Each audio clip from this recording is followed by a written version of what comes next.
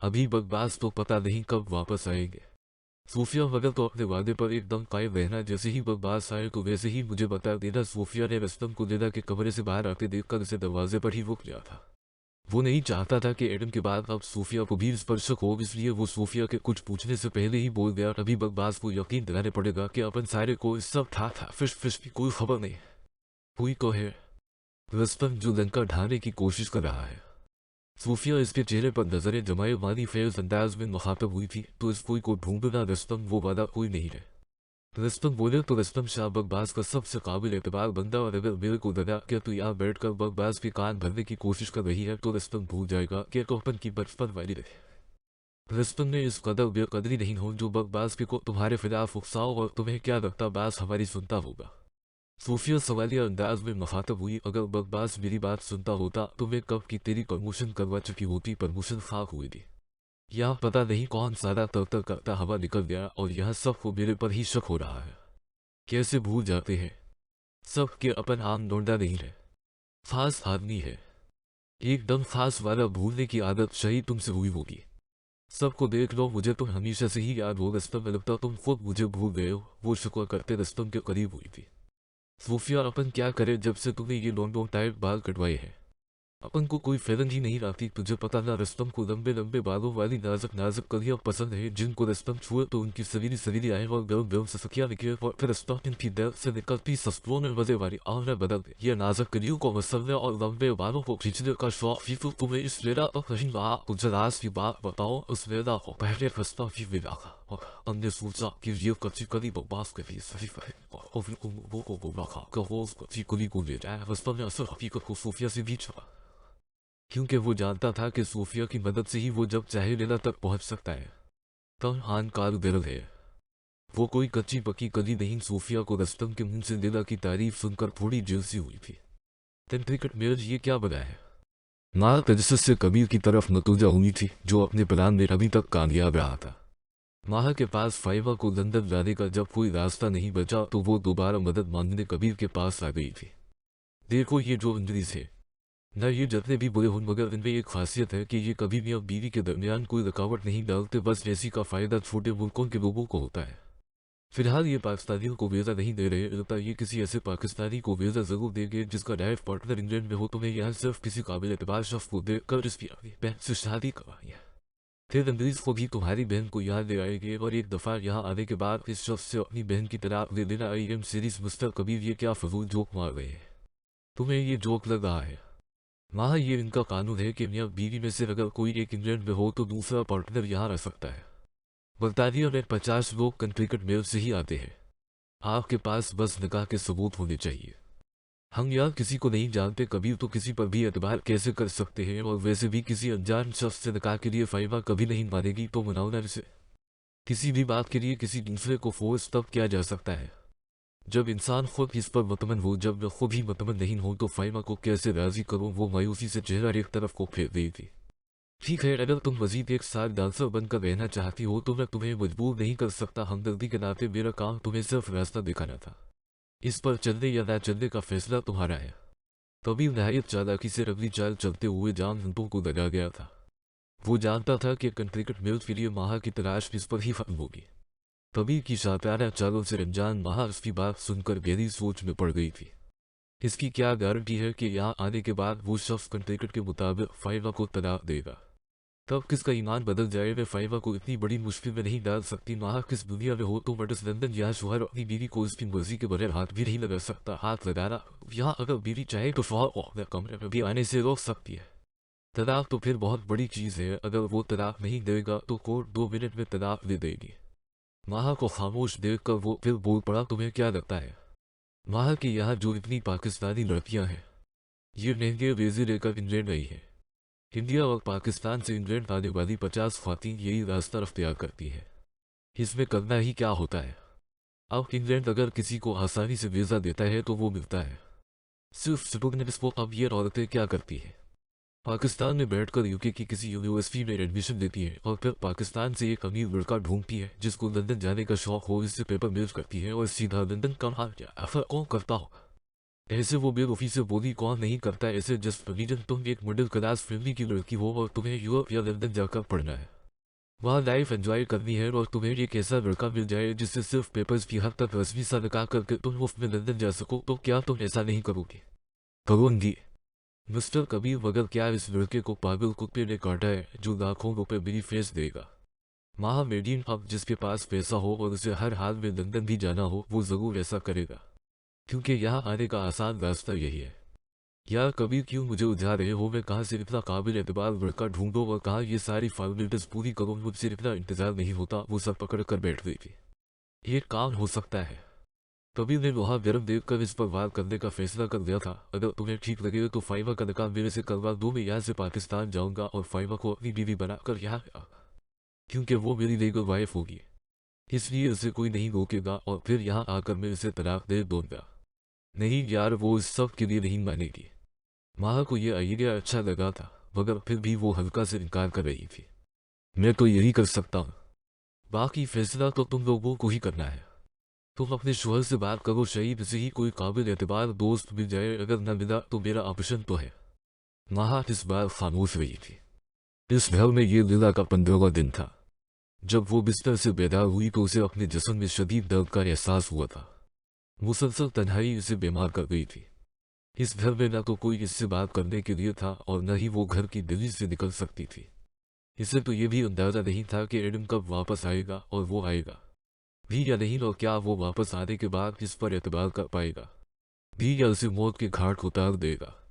वो ना चाहते हुए भी अपने बदन को तकलीफ देते हुए बिस्तर से उठी और बाहरी दरवाजे तक गई, जहां कोई जोर से दस्तक दे रहा था। वो दरवाजे पर पहुंची तो मामूल के मुताबिक वहां एक मुलाजिम खाना लिए खड़ा था। वो शाम का खाना लेकर वापस बिस्तर की तरफ आई ही थी कि इसके दिल में आने वाले एक ख्याल से लीला का पूरा बदन थरथरा गया था। वो जल्दी से वापस दरवाजे की तरफ गई तो वो मुलाजिम वहां से जा चुका था। लीला के दिल में आने वाला ख्याल मुलाजिम की इतनी फिरती देखकर और मजबूत हो गया था। वो जान गई थी या तो एडम आ चुका है या फिर आने वाला है। इस ख्याल में इसके बीमार जिस्म में एनर्जी भर दी थी। उसका ब्लड नसून में फिर तेजी से भागने लगा था।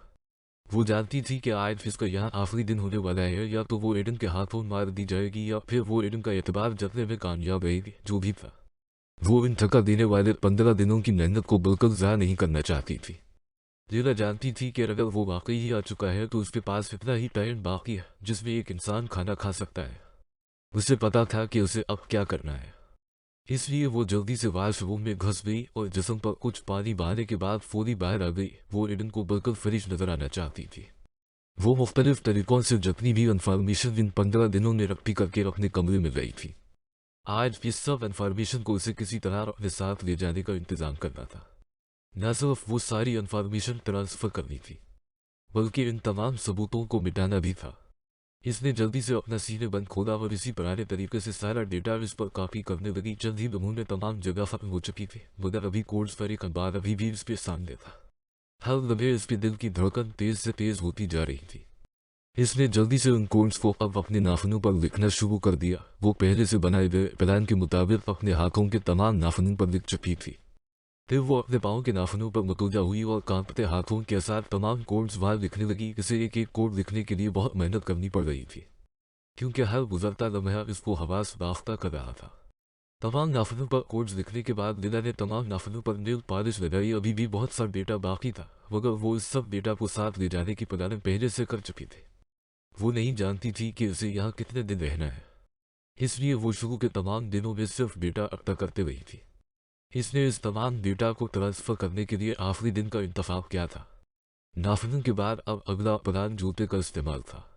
लीला ने जल्दी से जूता पकड़ा और दानतों में दबाते हुए इसके तलवे काटने लगी। वो चमड़े के छोटे छोटे पेस दानतों से काट गई थी। अब उसे सिर्फ इस चमड़े पर कोड्स लिखकर उसे वापस चिपकाना था। वो कोड लिखती गई। इससे पहले कि वो उन कोड्स को वापस चिपकाती, अचानक कमरे का दरवाजा खुला और लीला की सांस वही अटक गई। आफा खुद को कितना तैयार करोगी?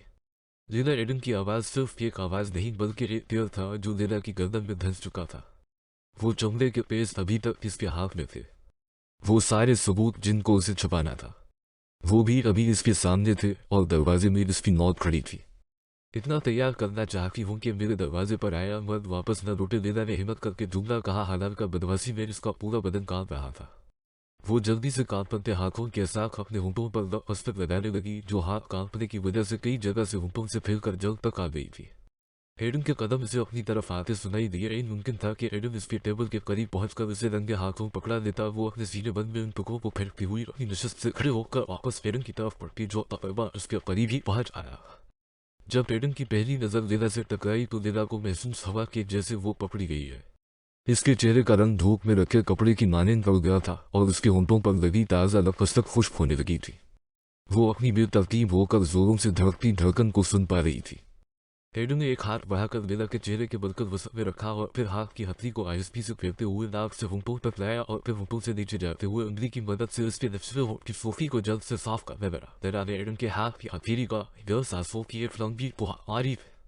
एडम ने उसकी सांसों को दोबारा अपनी हथेली पर महसूस करने के लिए हाथ को उसके होंठों के सामने किया और फिर होंठों से उसकी गाल पर हथेली फेरते हुए कान तक गया और कान की वो को 2 उंगलियों में दबाने के बाद था को खींचते हुए गर्दन तक आया और गर्दन से हाथ कंधे तक और फिर कंधे से उतरता हुआ बाजू पर गर्दिश करता लीला के हाथ में जल मिला। लीला फकत आंखें बंद कर उसके हाथों के लहूस को महसूस कर रही थी। इसके दिल में अभी तक पकड़े जाने का खौफ चेप रहा था।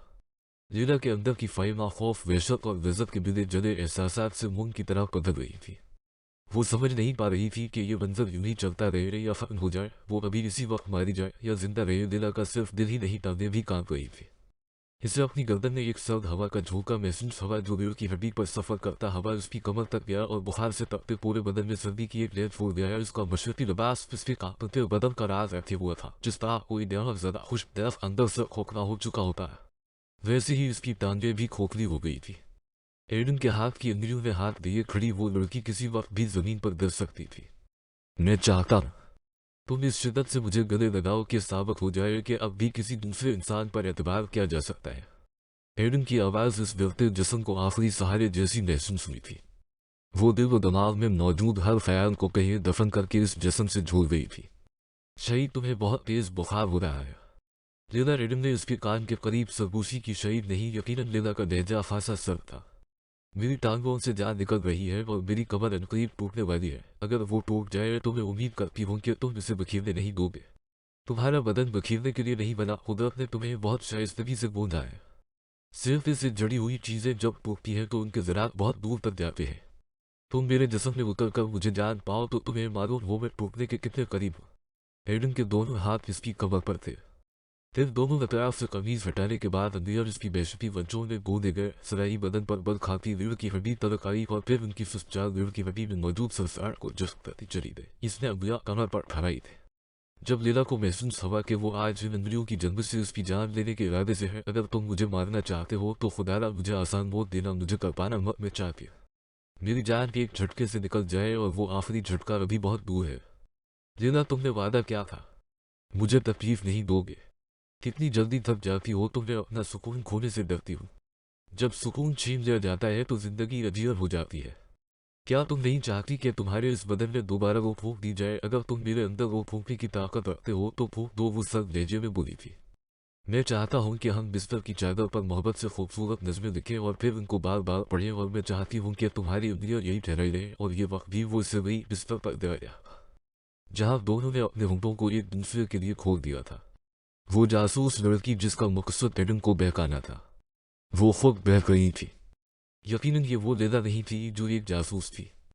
वो जासूस तो अभी तक इस डिवीजन टेबल के सामने बैठी इन कोड्स को संभालने में मसरूफ थी, पर इसे पकड़े जाने का खौफ था और वो जिंदगी मौत की कशमकश में थी। एडम के होंठों में होंठ दिए उसके चौड़े सीने के नीचे ससकती ये लड़की फाइमा थी। वही फाइमा जो अपनों के हाथों का खुलना थी, जिसको जिंदगी के हर मोड़ पर तोड़ा गया था।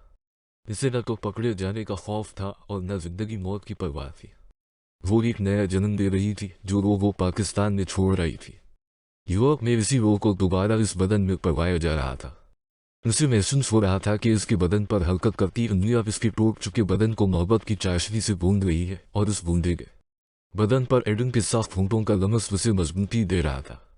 इतनी मजबूती कि वो लीला से लड़ सके। वो नहीं जानती थी कि कब उसके बदन से कबा खल कर अलग हुई, मगर एडम जानता था कि इस बदन में एक नई वो का जन्म हो रहा है जो न सिर्फ लीला को हराए बल्कि मारक जैसा जहीन दिमाग भी महफूज हो जाएगा।